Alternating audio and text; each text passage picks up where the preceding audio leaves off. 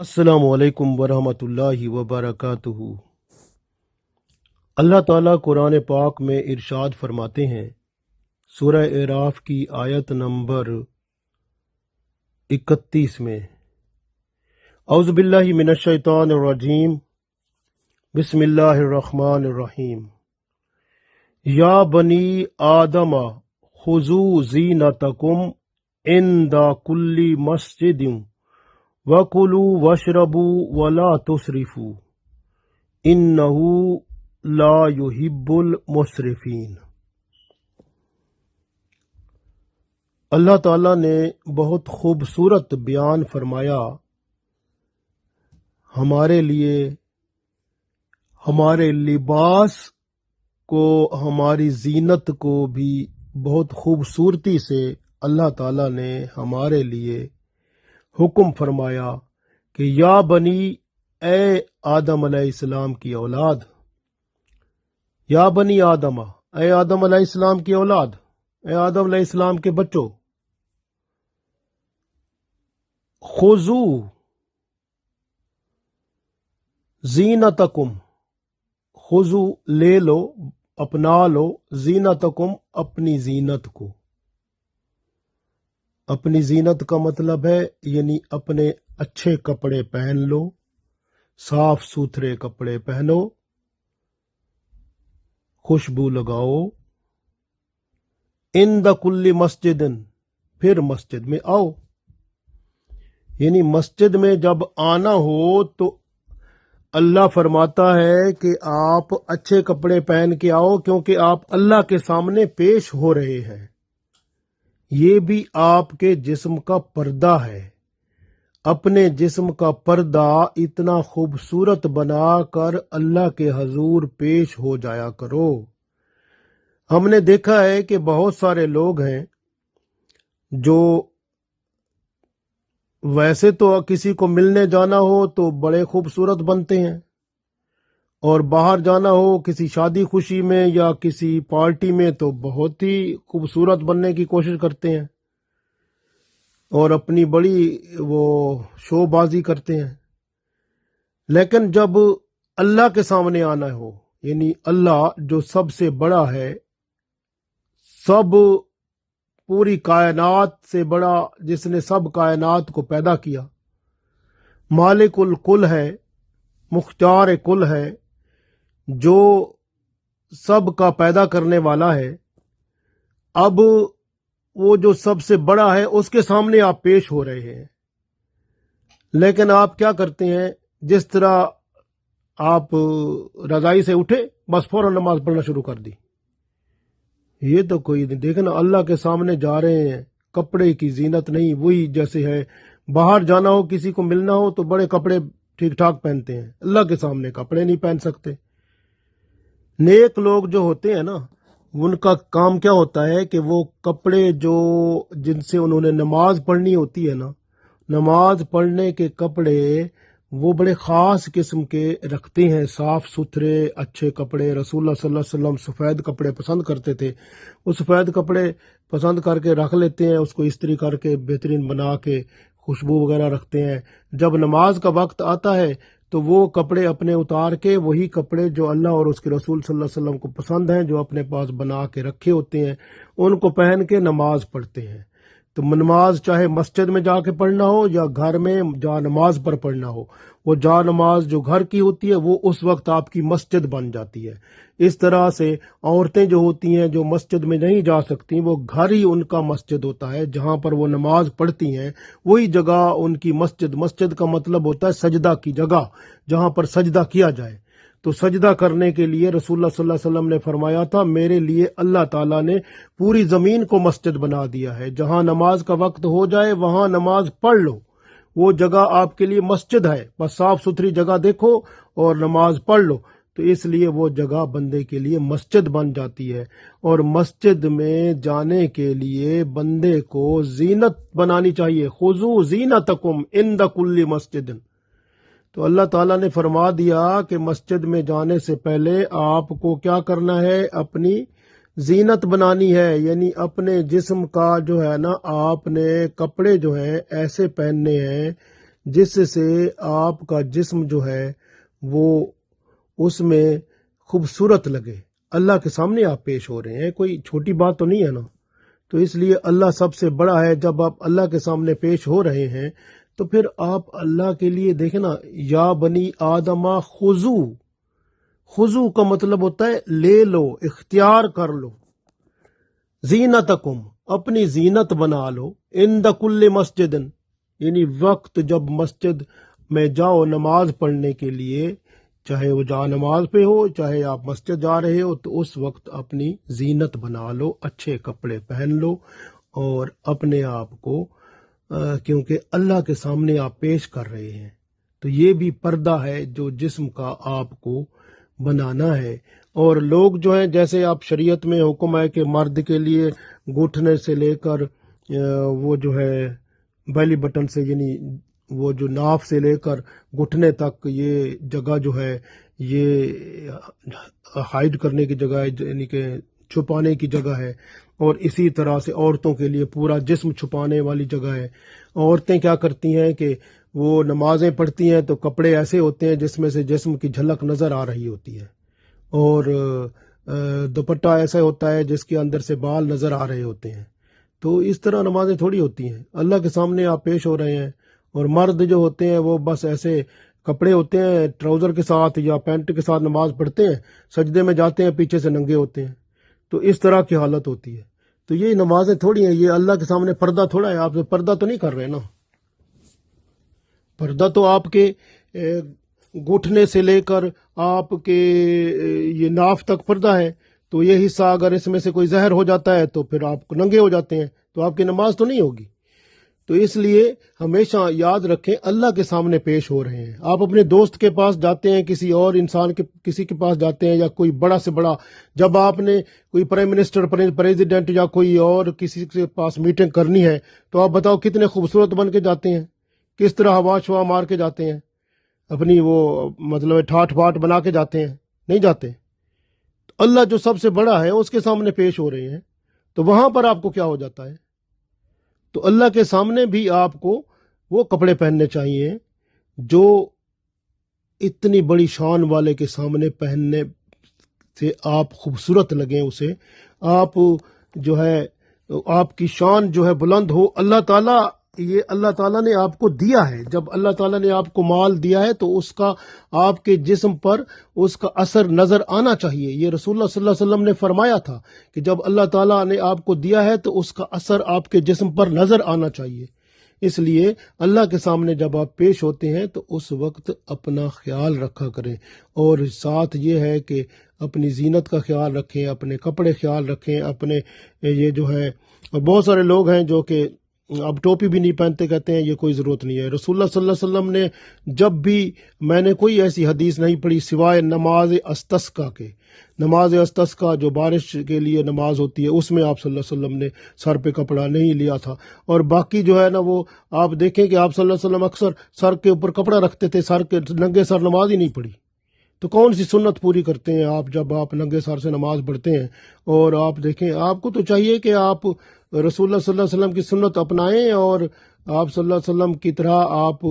باقاعدہ امامہ شریف بنائیں اور اس کے ساتھ نماز پڑھیں. اس کا ثواب بھی بہت بڑھ جاتا ہے. اور فرشتے جنگ بدر میں آئے تھے تو وہ امامہ پہن کے آئے تھے. وہ اس کی بڑی شان ہے، فرشتوں کا لباس بن جاتا ہے، وہ پرہیزگاروں کا لباس ہے. لباس التقویٰ ذالک خیر، وہ چاہیے. یہ تقویٰ اگر آپ نے لینا ہے، نماز کے ذریعے سے تقویٰ آپ نے لینا ہے، تو لباس التقویٰ پہنو. تو لباس التقویٰ کیا ہوتا ہے؟ سمپل لباس ہو، سادہ لباس ہو، رسول اللہ صلی اللہ علیہ وسلم کا رسولی لباس ہو، اور ماشاءاللہ اور اس میں پھر آپ دیکھیں کتنا مزہ آتا ہے آپ کو. پھر اللہ کی طرف سے قرب بھی ملے گا، اور آپ گناہوں سے بھی بچیں گے، اور نیکیوں کی طرف رغبت بھی ہوگی، اور دنیا بھی بہتر ہوگی، آخرت بھی بہتر ہو جائے گی. اس لیے اللہ تعالیٰ نے فرما دیا، عورتوں کے لیے، مردوں کے لیے، سب کے لیے حکم ہے کہ آپ جو ہے رسم و رواج اور دوسرے جو دنیا میں چل رہی ہیں باتیں، ان کو چھوڑ کر رسم و رواج وہ اپناؤ جو اللہ کے رسول صلی اللہ علیہ وسلم کا دیا ہوا ہے، جو ہماری شریعت اجازت دیتی ہے. اس رسم و رواج کو، اس فیشن کو اپناؤ، اس لائف سٹائل کو اپناؤ، تاکہ آپ دنیا میں اللہ اور اس کے رسول صلی اللہ علیہ وسلم کہ تبلیغ کرنے والے بن جاؤ۔ تبلیغ کا مطلب کیا ہوتا ہے کہ آپ کا لباس کوئی دیکھے گا، آپ کے جسم کی شکل دیکھے گا، کپڑے دیکھیں گے، یہ سادگی دیکھیں گے اور آپ کا اخلاق دیکھیں گے، اسی طرح بننے کی لوگ کوشش کریں گے۔ جب آپ جو ہے کپڑے گھٹاتے جائیں گے اور آپ ننگے ہوتے جائیں گے اور ماحول کو آپ اپنے کافروں جیسا بناتے جائیں گے تو پھر آپ کے اندر سے اللہ کی رحمت جو ہے وہ چلی جائے گی، ایمان کم ہوتا جائے گا، رحمت الہی دور ہوتی جائے گی، پھر شیطان قریب ہوتا جائے گا اور آپ پھر دنیا تو مل جائے گی آپ کو لیکن پھر آخرت میں حصہ نہیں مل سکے گا۔ تو اس لیے بہتر طریقہ کیا ہے کہ آپ ذرا اپنے آپ کو اللہ کی طرف جھکاؤ، اپنے لباس کو لباس و تقوی بناؤ، پرہیزگار لوگ جو نیک لوگ ہوتے ہیں ان جیسا لباس بناؤ، اور سادہ لباس، سمپل اور صاف ستھرا،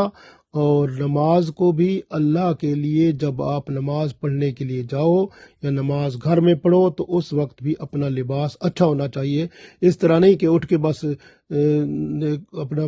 بستر سے اٹھا اور اللہ اکبر وضو کیا جلدی سے اللہ اکبر بس کر کے چلو بھائی، یہ تو نہیں نا، اس طرح تھوڑا ہوتا ہے، اس طرح آپ نے نماز تھوڑی پڑھی۔ نماز پڑھنے کا آداب ہے، اس لیے آداب جو ہیں بہت ضروری ہیں۔ اللہ تعالیٰ آداب کو دیکھتا ہے اور جو عمل ہے بعد میں دیکھا جاتا ہے، پہلے ادب ہوتا ہے۔ آداب جو ہوتے ہیں وہ بندے کو اللہ کی قربت میں لاتے ہیں، پھر آداب کی وجہ سے بندہ اللہ کے قریب ہو جاتا ہے۔ جب پھر نماز پڑھتا ہے تو وہ تو ملاقات ہوتی ہے پھر رب سے،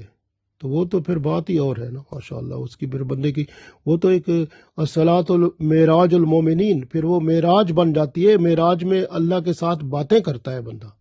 تو وہ شان ہوتی ہے۔ تو اس لیے اپنے آپ میں تبدیلی پیدا کریں،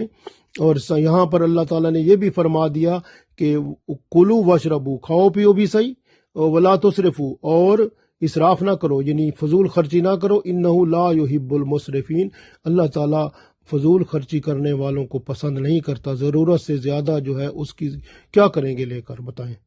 تو ضرورت سے زیادہ لے کر کیا کریں گے؟ کل کو آپ مر جائیں اور وہ چیز لے کر آپ نے ایک سوٹ لینا تھا تو آپ نے لے لیے 10، تو باقی 9 پڑے ہیں، آپ رات کو مر جاتے ہیں تو وہ 9 کس کے پاس جائیں گے؟ تو پھر آپ خود سوچیں کہ یہ جو ہے نا،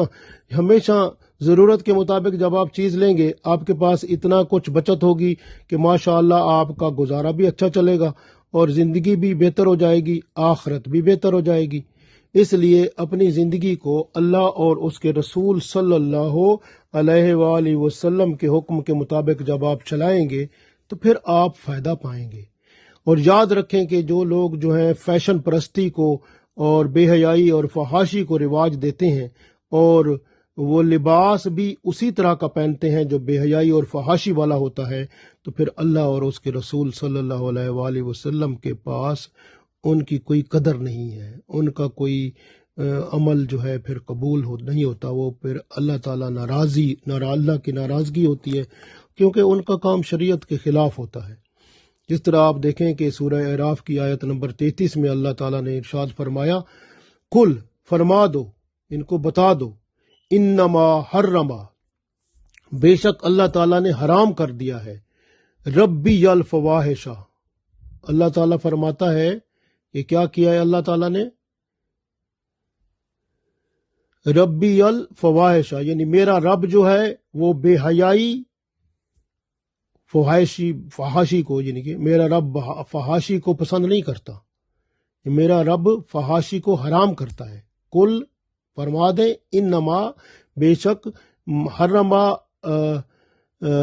ربی، بے شک میرا رب جو ہے وہ حرام کرتا ہے، فواحشہ، فحاشی کو، بے حیائی کو، ما ظہرا، اگر وہ کھلی ہوئی ہے، ظاہر ہے، یعنی ظاہر جو فحاشی ہے، ظاہری طور پر جو گناہ کرتے ہیں، یعنی کہ یا برائی بے حیائی کرتے ہیں یا گندے لباس پہنتے ہیں، جو لباس تھوڑے ہوتے ہیں جس میں اگر عورت جا رہی ہے اور اس کا لباس ایسا ہے کہ مرد اس کو دیکھنے کی کوشش کرتے ہیں، اس لیے کہ بندے کے دل میں فحاشی کا خیال پیدا ہوتا ہے، بے حیائی کا اور برائی کا گناہ کا خیال پیدا ہوتا ہے، تو یہ عورت جو ایسا لباس پہن کے جا رہی ہے یا ایسا برقع اور ایسی چیزیں پہن کے جا رہی ہے جس سے دوسرا بندہ جو ہے اس کا دماغ خراب ہوتا ہے، وہ بے حیائی فحاشی کی طرف اس کا خیال لگتا ہے، تو وہ کیا کر رہی ہے؟ وہ دوسرے کو گناہ کی دعوت دے رہی ہے نا۔ تو اللہ تعالیٰ بے حیائی فحاشی کو تو پسند ہی نہیں کرتا، حرام کر دیا ہے، تو یہ اس کو حلال کر رہی ہے۔ تو اسی طرح مرد جو جا رہا ہے وہ بھی تھوڑا سا، مرد بھی ایسے ہوتے ہیں تھوڑے سے، وہ اپنے لباس اور دوسرے طریقے سے وہ کئی تماشے کرتے ہیں اور اس طرح سے دوسروں کو وہ کشش کرتے ہیں، اٹریکشن کرتے ہیں، مختلف نعرے بازی ہوتی ہے، مختلف ان کے آنکھوں کے اشارے ہوتے ہیں، مختلف دوسرے اشارے سے وہ تماشے کرتے ہیں۔ تو یہ جو ہے نا، یہ فحاشی اور عیاشی کا جو بھی طریقہ ہے، چاہے وہ لباس کے ذریعے ہو، چاہے اشاروں کے ذریعے ہو، چاہے وہ کسی اور طریقے سے ہو، سب کو اللہ حرام قرار دیتا ہے۔ اللہ کے سامنے جو حرام ہے وہ بالکل مسلمان کے لیے حرام ہے، اس کو بندہ کرے ہی نہ، کیونکہ کلمہ جو پڑھا ہے تو کلمہ پڑھنے والا کیسے اس کو حلال سمجھے گا؟ اس لیے فرمایا قل انما حرم ربی الفواحش، میرا رب جو ہے وہ فحاشی کو حرام قرار دیتا ہے، ما ظہرا، اگر یہ کھلی ہوئی ہو، جیسے کھلی نظر آتی ہے، وما بطنا، اور اگر چھپی ہوئی ہو۔ چھپی فحاشی کیا ہوتی ہے؟ موبائل فون لے کر بیٹھے ہیں، اس کے اندر یاری لگا رہے ہیں کسی کے ساتھ، بے حیائی کی باتیں کر رہے ہیں، گندگی تصویریں بھیج رہے ہیں ایک دوسرے کو، وہ جو ہے نا جناب اس کے اندر کچھ اور ایسے میسج بھیج رہے ہیں ایک دوسرے کو جس سے وہ بے حیائی اور فحاشی کے لیے اس کا موڈ بنا رہے ہیں کہ اس طرح کسی طرح سے اس کا جو دل جو ہے نا اس طرح آ جائے میری طرف، تو میں اور اس سے یہ ہمارے ساتھ یہ کام برا ہو جائے، تو اس طرح کی باتیں کرتے ہیں۔ یہ باطنہ اس کو کہتے ہیں۔ باطنہ کا مطلب ہوتا ہے چھپی ہوئی، یعنی چھپی ہوئی جو ہے نا وہ برائی جو ہے، فحاشی جو ہے، اللہ اس کو بھی حرام قرار دیتا ہے۔ اللہ تعالیٰ نے فرمایا نا کہ انما حرم ربی الفواحش، بے شک میرا رب جو ہے وہ حرام کرتا ہے، ما ظہرا، یعنی فواحش کو، فحاشی کو، ما ظہرا جو کھلی ہوتی ہے، منہا تم میں سے، وما بطنا اور جو چھپی ہوتی ہے۔ تو چھپی ہوئی جو ہے نا، جو پوشیدہ ہے، چھپی ہوئی ہے، اس فحاشی کو اور برائی کو اللہ تعالیٰ وہ حرام قرار دیتا ہے۔ آگے اللہ فرماتا ہے والاسم، اسم کا مطلب گناہ، اور کوئی گناہ جو ہوتا ہے بندے کے دل میں، جیسے بندہ فحاشی کرتا ہے کسی کے ساتھ، کوئی کہتے ہیں جی ہم تو مذاق کر رہے تھے، مذاق میں وہ گناہ بیچ میں دل میں ہوتا ہے اور اندر سے مذاق ہوتا ہے، میں مذاق کر رہا ہوں، لیکن اندر سے ہوتا ہے کسی طرح یہ میرا ہو جائے تو میں اس کے ساتھ فحاشی کروں، تو اندر سے یہ ہوتی ہے بات۔ تو وہ اگر ایسی بات ہوتی ہے تو والاسم، وہ پھر گناہ بھی فحاشی دونوں کام خراب ہیں، اللہ نے حرام قرار دیے ہیں، اور بندہ اس کو حلال کر کے کر رہا ہے تو پھر صاف ظاہر ہے جرم تو کر رہا ہے نا، مجرم تو ہو گیا ہے، اللہ کے فرشتے تو لکھ رہے ہیں نا۔ پھر اللہ فرماتا ہے والبغی، بغیہ کا مطلب ہوتا ہے بغاوت، یعنی بغاوت یہ ہوتی ہے کہ اللہ کے حکم کے خلاف، اللہ فرماتا ہے تو ایسا نہ کر، یہ کہتا ہے نہیں جی میں تو کروں گا، اللہ فرماتا ہے تو بے حیائی فحاشی کی بات نہ کر، یہ کہتا نہیں میں تو کروں گا، میں چھپ کے کر لوں گا، میں اس میں موبائل فون کے ذریعے میں میسج بھیج دوں گا، لکھوں بولوں گا نہیں، میں میسج میں لکھ کر بھیج دوں گا، میں پکچر بنا کر بھیج دوں گا، میں اپنے خیال کو اس میں بتا دوں گا۔ اللہ تعالیٰ ہر چیز کو جانتا ہے، تو اللہ کے سامنے دھوکہ دے رہا ہے، کیسا انسان ہے، کیسی عورت ہے، یا کیسا مرد ہے، یا کیسی لڑکی ہے، کیسا لڑکا ہے، تو اللہ کے ساتھ بغاوت کرتا ہے۔ اللہ کی آیتوں میں اللہ نے کھول کر بتایا ہے کہ فحاشی کو، گناہ کو اللہ تعالیٰ نے حرام قرار دیا ہے، ہر طرح کی، چاہے ظاہری ہو چاہے باطنی ہو، تو پھر اس کو کیا کر رہا ہے یا کیا کر رہی ہے؟ اللہ فرماتا ہے بغیر حق، تو یہ ناحق جو ہے یہ کام سارا ہے۔ وَأَن تُشْرِكُوا، اللہ فرماتا ہے اور یہ کہ تشرکو باللہ ما لم ينزل به سلطانہ، اور اللہ فرماتا ہے یہ کہ تم شریک کرو اللہ کے ساتھ جس کی اللہ نے کوئی سند ہی نازل نہیں کی، یعنی یہ گناہ فحاشی کے اور یہ عیاشی کے گناہ اتنے بڑے ہیں، اس کے ساتھ اللہ نے شرک والا بات کی ہے، تو اتنے گناہ بڑے ہو جاتے ہیں، شرک تک پہنچ جاتے ہیں۔ کیوں کہ وہ کہتا ہے نا بہت خوبصورت ہے میرا صنم، کہتا ہے نا ایسے، اس صنم کا مطلب کیا ہوتا ہے؟ خدا، تو وہ جس کے ساتھ محبت کر رہا ہے اس کو خدا سمجھ رہا ہے، تو وہ اس کا خدا تو یہ ہو گیا، شرک تو کر رہا ہے بندہ۔ تو وہ جس کے ساتھ محبت کر رہا ہے، عورت ہے لڑکے کے ساتھ کر رہی ہے اور مرد کے ساتھ کر رہی ہے،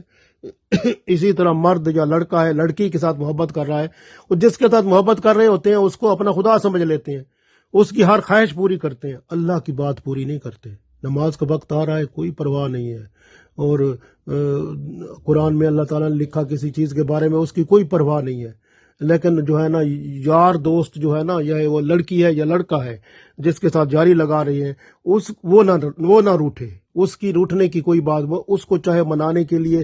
بے حیائی، فحاشی اور جو بھی گند کرنا پڑے وہ تیار ہو جاتے ہیں، اور لیکن اللہ کے ساتھ نہیں ہے تعلق، تو اس لیے اس کا پھر خدا وہی ہوتا ہے۔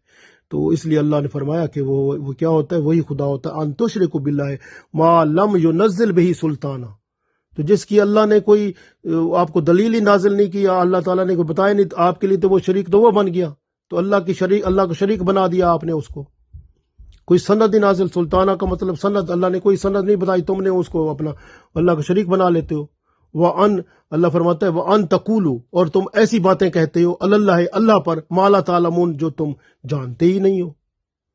یعنی اللہ کی طرف پھر ایسی باتیں بندہ کر لیتا ہے، یعنی ایسی باتیں پھر کہتے ہیں اللہ خیر کرے گا، اللہ تعالیٰ مہربانی کرے گا، اور پھر اللہ بخش دے گا، تو گناہ کرو جو پھر اللہ بخش دے گا، ایسے ہی ہوتا ہے، ایسے کیا ہوتا ہے، اللہ بخش دے گا، توبہ کر لیں گے، توبہ کر کے توبہ کی آس پر گناہ کرتے ہیں، تو یہ اللہ کے ساتھ زیادتی کرتے ہیں، تو یعنی اس طرح سے جو ہے نا یہ زیادتی کرتے ہیں، اللہ نے جس چیز کا حکم نہیں دیا وہ کام کرتے ہیں۔ تو اس طرح سے یاد رکھیں، اعلانیہ یا چھپ کر بے حیائی کرنا، فحاشی کرنا، گناہ کرنا، زنا کرنا، لواطت کرنا، برے کام کرنا، پوشیدہ چوری کرنا، ڈاکہ ڈالنا، اور یہ انٹرنیٹ اور موبائل فون پر، آئی پیڈ پر، اور